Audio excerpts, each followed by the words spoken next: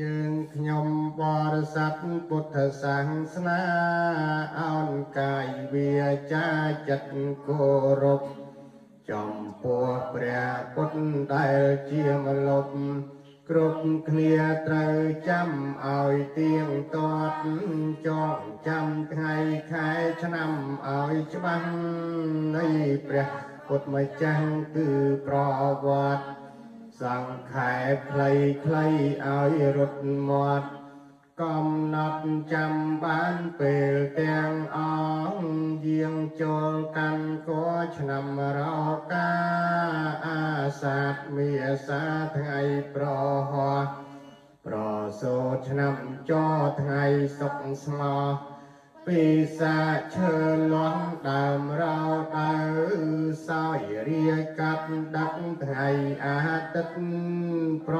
ជុំព្រាមព្រឹទ្ធនាឆ្នាំឆ្លូវ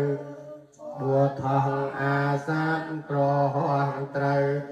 ត្រាំងនៅរោកាពីសាពុទ្ធបរេនិព្វានថ្ងៃអង្គាបរិស័ទគ្រប់គ្នាកើតតក់ស្លុត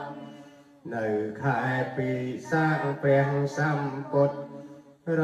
លត់បញ្ចខណ្ឌនាឆ្នាំអសញ្ញយើងបាត់ព្រះពុទ្ធតនសាសនាធម៌ជាអាចារ្យកុំខ្នន់ខ្នាញ់អ្នកប្រព្រឹត្តធម៌ឈ្មោះស្រឡាញ់ចំពោះអង្គអញតថាគតបំណាច់អ្នកកាន់ពុទ្ធសាសនា